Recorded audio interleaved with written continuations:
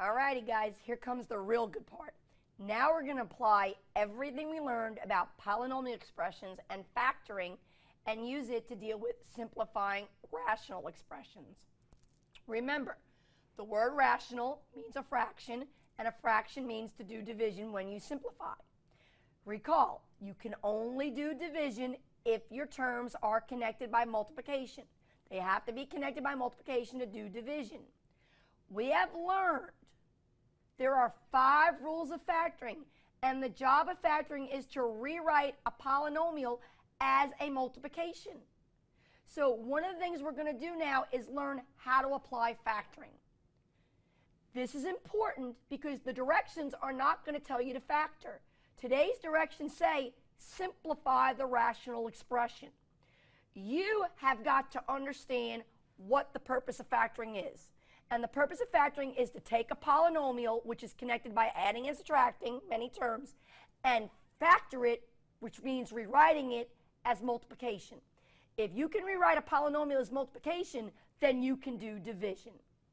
Now, to help you understand or remember the steps, I like to write little doodaddy songs. So my song says, reducing fractions so much fun, factor, cancel, then you're done.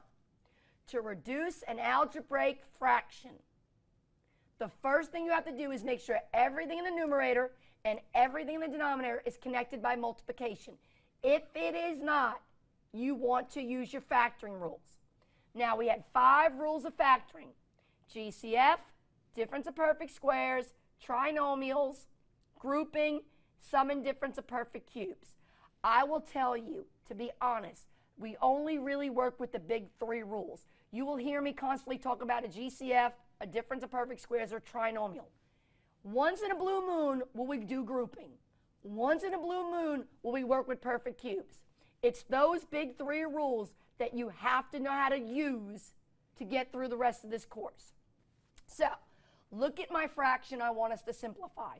It is 3x minus 3 over x squared minus 2x plus 1. I have a binomial in the numerator. I have a trinomial in the denominator. The fraction bar means to do division, but I can't. I cannot do division because I do not have any terms connected by multiplication. So this is why we factor.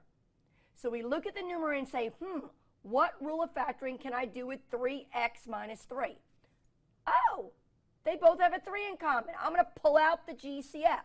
So if I pull out a 3 and divide by 3, I'll be left with x minus 1.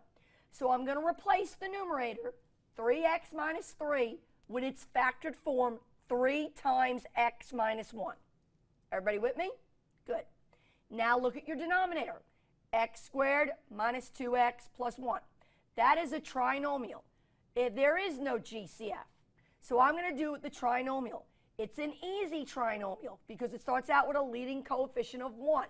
So I know when I factor a trinomial, I put 2 sets of parentheses. It's going to be a binomial times a binomial, and I think backwards FOIL. The first term is x squared. What multiplies to x squared? The only option is x and x. That's what goes first. Then I go to the last term, 1. What can multiply to 1? Well, that's easy. It can only be 1 times 1. Now pay attention.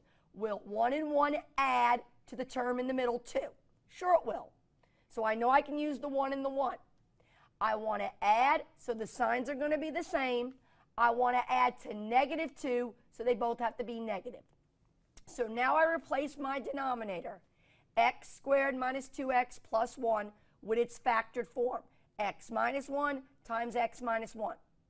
What you have done is you have rewritten this fraction, this rational expression, and now all the terms are connected by multiplication.